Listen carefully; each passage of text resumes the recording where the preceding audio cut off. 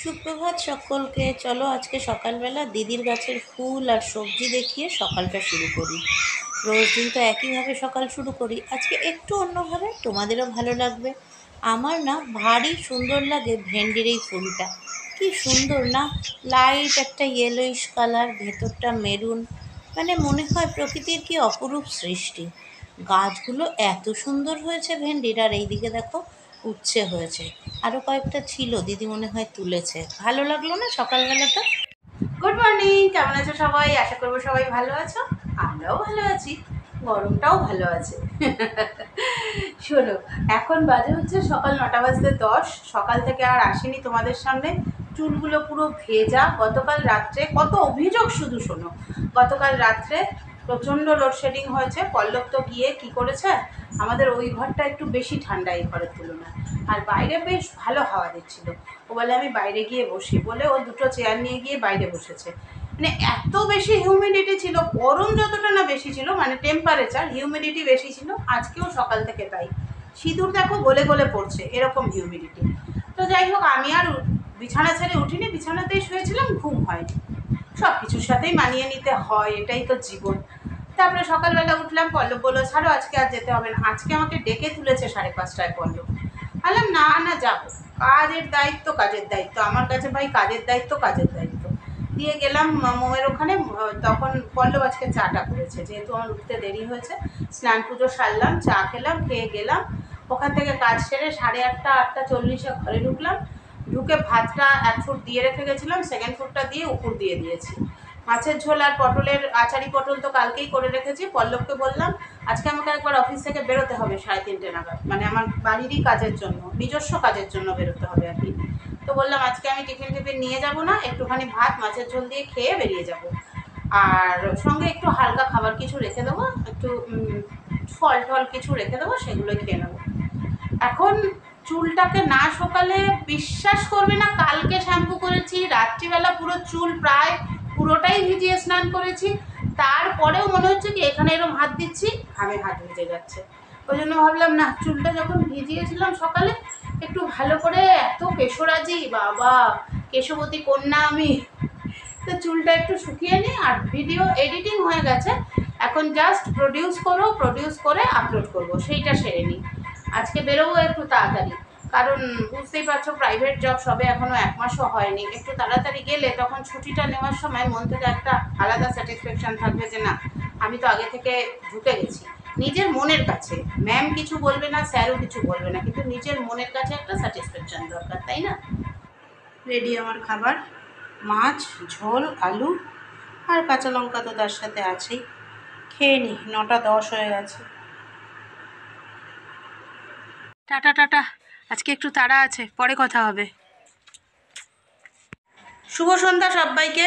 এসে আর তোমাদের সাথে দেখা করা হয়নি, অফিস থেকে ফিরেছি, তখন বাজে প্রায় 7টা। এসে পল্লব চা খেলো না, একটুখানি দুজনে একটু নিমকি টিমকি খেলাম, ঠান্ডা জল খেলাম, ভাতটা করলাম, ভাতটা করে নিয়ে চুপ করে শুয়েছিলাম। এখন 8:30 বাজে, যাচ্ছি টিউশন। টাটা। অনেকটা সময় পরে আবার ক্যামেরা হাতে তুলে নিয়েছি।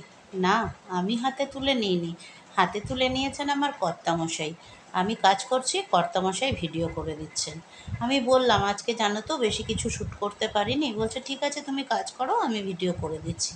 আলাম বঞ্চ সেটাই ভালো, করে দাও, কারণ আজকে প্রচুর কাজ আছে। তো এই দেখো গ্যাসটা এখন না, আজকে না আমি ভিমবার দিয়ে পরিষ্কার করলাম। কেন বলো তো, আমার ম্যাজিক লিকুইডটা না শেষ হয়ে গেছে। আর যখন প্রতিদিন বেরোতে হয়, এত সব দিকে না নজর রেখে উঠতে পারি না যে কোনটা কখন শেষ হয়ে গেল, আনতে হবে, এইসব আর কি। আর সিঙ্ক ভর্তি বাসন আজকে, জানোই যে কালকে মঙ্গলবার, আজকে আমি সব পরিষ্কার করব, তাই সেই কাজেই লেগে পড়েছি। করতে করতে তোমাদের কাছে আবার একটা প্রস্তাব রাখি, তোমরা বলবে, আমি তো বলছি আমার মতামত, তোমরা আজকে সবাই তোমাদের মতামতটা জানাবে। কেন এভাবে আলোচনার মধ্যে দিয়ে না আমি নিজেও অনেক সমৃদ্ধ হই, আর আমার যারা পরিবার, মানে আমার ইউটিউব পরিবারের সবাইও কিন্তু অনেক অনেক কিছু, যেটা হয়তো নিজেদের চিন্তাধারায় আসে না, সেরকম অনেক কিছু জানতে পারে বা সেগুলো নিয়ে আলোচনা করতে পারে।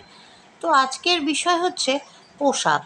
আমার মনে হয় পোশাক হচ্ছে একটা মানুষের রুচি, শিক্ষা, তার ফ্যামিলি কালচার সব কিছুর পরিচয়। তবে হ্যাঁ, পোশাক সম্পর্কে কোনো রকম গোঁড়ামির কথা আমি বলিনি কিন্তু।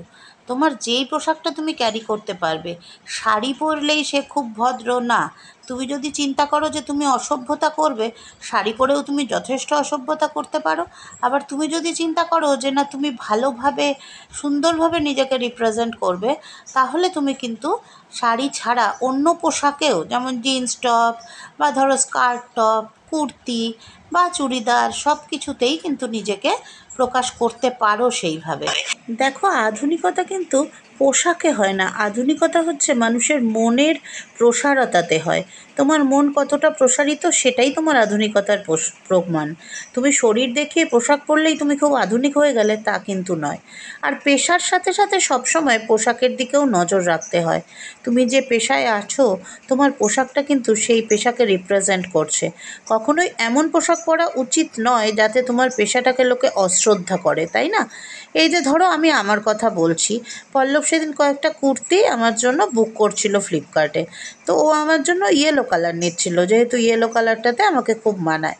আমি পল্লবকে বললাম, দেখো 50 আপ এজ হয়ে গেছে, তারপরে আমি আজকে কোন জায়গায় রয়েছি, কর্পোরেট ওয়ার্ল্ডের একটা মানে ম্যানেজমেন্টের জায়গায় রয়েছি।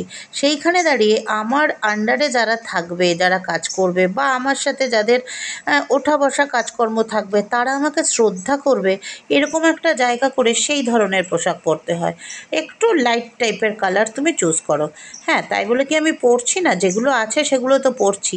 তার সাথে সাথে তোমরা হয়তো খেয়াল করে থাকবে, আমি আগে কুর্তি পরলে ওড়না ইউজ করতাম না, কিন্তু এখন কুর্তি পরলেও আমি দোপাট্টা ইউজ করি। কেন বলো তো? ওড়না বা দোপাট্টাটা ইউজ করছি, তাতে আমি মনে করি আমার সম্মানটা কিন্তু অনেক গুণ বেড়ে যাচ্ছে। কারণ তুমি নিজেকে যেভাবে রিপ্রেজেন্ট করবে, মানুষ তোমাকে সেভাবেই সম্মান করবে।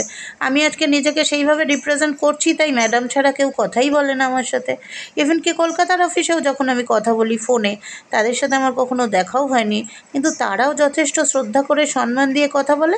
আমার অফিসে যারা কলিগরা আছে 40-43 জন, তারাও যথেষ্ট সম্মান দিয়ে কথা বলে। বরঞ্চ আমি বলি, ম্যাডাম বলো না, দিদি বলো, এরকমভাবে কথা বলি।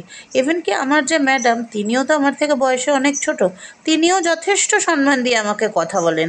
হ্যাঁ, আমিও তাকে ম্যাডাম বলি, আপনি বলি। এইবার এই পোশাকের সঙ্গে কিন্তু সম্মানটা অনেকটাই জড়িত থাকে।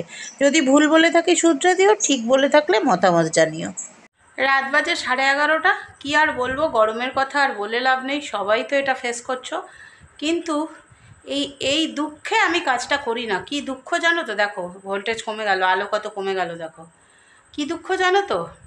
আজকে মন্দিরে আসেনি। খবর যখন দিল তখন আমি বেরোবো, সেই সময় তখন আর ঘর মোছার সময় নেই। ঝাঁট তো আগেই দিয়ে নিয়েছিলাম, সারাদিন আজকে ঘর মোছা হয়নি এই গরমে। ফিরে যখন এসেছি তখনও যে আমি ঘর মুছবো, সেই এনার্জি আমার ছিল না। যতই ওই মফ দিয়ে মুছি আর যাই করি, সত্যি পারিনি, মোছাই হয়নি ঘরটা আজকে, জানো।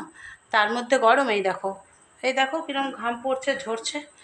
মানে গরম একদম জ্বালিয়ে দিচ্ছে। সেই সঙ্গে আমি চাই লোডশেডিং হোক, লোডশেডিং হোক। এই যা ফ্যান চলছে, হাত দিয়ে ফ্যান ঘোরানোর মতো, ওরকম ফ্যান থাকার থেকে লোডশেডিং হওয়া ভালো। খালি আমরাই কেন কষ্ট করব? যারা এসির আনন্দ উপভোগ করছে, এসির সুখ উপভোগ করছে, তারাও কষ্ট করুক।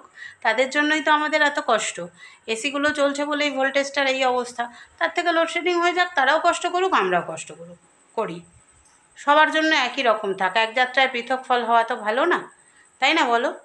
তো মঙ্গলবার রাত, মানে কাল মঙ্গলবার, আজ সোমবার রাত্রে অনেকটা বেশি কাজ থাকে, তোমরা জানোই। সেগুলো সারলাম, ক্যামেরা অন করেই ম্যাক্সিমামটা করার চেষ্টা করলাম। সকাল থেকে সেইভাবে কিচ্ছু ভিডিও করিনি। রাতের খাবারে খেলাম পটলের ওই করে রেখেছিলাম ওটা, আর ডাল, আর কিচ্ছু না। বলেছিল পল্লব যে অমলেট করবে, আমি বললাম না, কিচ্ছু করবো না, খাবো না, ইচ্ছেই করছে না। পড়িয়ে ফিরলাম, পড়িয়ে একটু গেছিলাম চম্পার বাড়িতে, একটা কাজ ছিল, ওটা সেরে বাড়ি ফিরলাম, তখন বেজে গেছে 10:30। ব্যাস, ভাত তো করেই রেখে গেছিলাম, খেয়ে দিয়ে সব কাজকর্ম সেরে এখন বিছানায় এসেছি। ঘুমের দেবী নিদ্রা দেবী কখন আসবে জানি না। এই গরমে নিদ্রা দেবী কখন আসবে জানি না। ওই সারা রাত ওরমভাবেই ঘুম জাগা করে করেই চলবে। কাল তো মানে এত জ্বালিয়েছে ভাবতে পারবে না। পুরো দুর্গাপুরের মানে টাউনশিপের প্রত্যেকেরই এই কষ্টটা হয়েছে। যাদের ইনভার্টার আছে তারা অতটা বুঝতে পারেনি, যাদের নেই, ইনভার্টার থাকলেও কি, ইনভার্টার কতক্ষণ কাজ করবে? কালকে রাতেও কারেন্ট ছিল না, ওই 2 ঘন্টার জন্য যায়, 15 মিনিটের জন্য আসে, 1 ঘন্টার জন্য যায়, 10 মিনিটের জন্য আসে। আর আজকেও সারাদিন এরকম জ্বালিয়েছে।